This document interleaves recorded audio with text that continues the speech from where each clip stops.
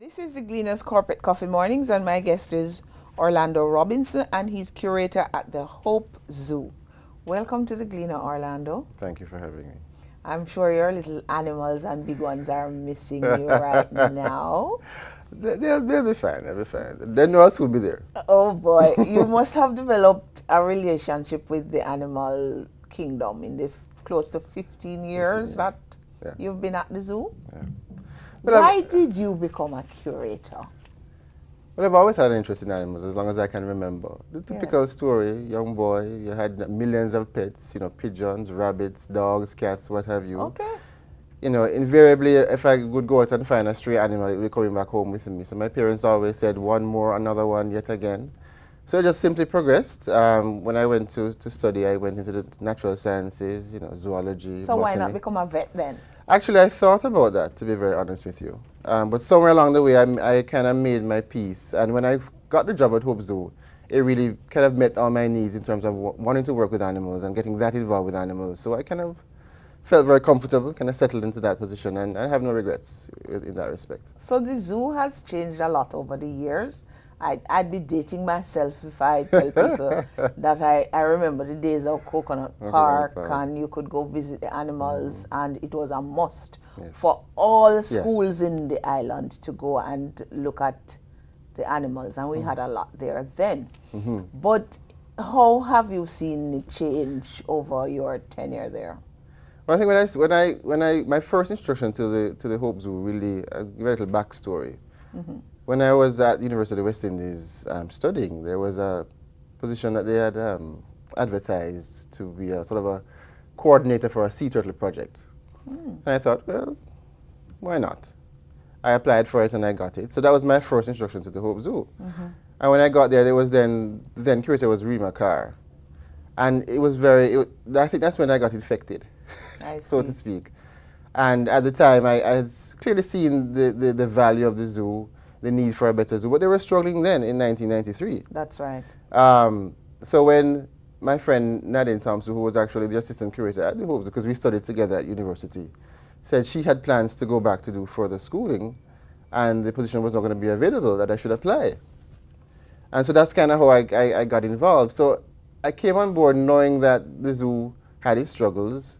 They were all pushing for a bigger vision. And so when I came on board, I thought that was just simply me accepting the baton and taking on the responsibility of trying to take the zoo to another level, because I think it had pretty much been forgotten. They had not seen the value of it. So the support that was coming from central government was, every year it was just simply getting less and less and less. So when I got there in 2000, really we had to go up, if you know what I mean, because the collection had dwindled considerably. The place was in some disrepair, etc. So I understood what I was taking on, but simply felt that if somebody had to do it. But you've had the benefit of seeing it decline, and then seeing it rise again under the new foundation headed by the Guardsman Group. It's now the Hope Zoo Preservation Foundation.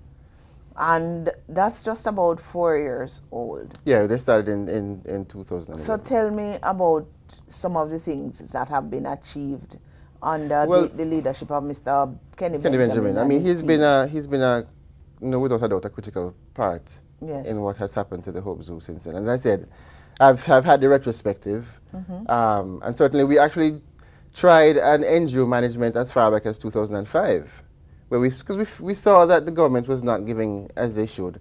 So we said, let's just try a different management structure. Let's just try and get an NGO on board who can start to garner the support and the funds, etc. But that didn't quite work as we had hoped for. Right. So when he came on board in 2011 rather, I mean, the impact was almost immediate, because he was coming with strength of pocket, as I like to call it, and certainly a great sense of commitment. Yes, because he's also a passionate person about animals and plants, which are exactly, because he has companies in Nature Paradise, and he also had Serenity. Perfect marriage, Perfect marriage, definitely. And so when he came on board, he wasted no time, and we immediately saw an effect, both in terms of the kind of support that we were starting to get from corporate Jamaica, and just in terms of the infrastructure changed almost immediately. I mean, we got an immediate face job. In 2013, a lot of animals came in. to the collection, because as I said, the collection had dwindled considerably.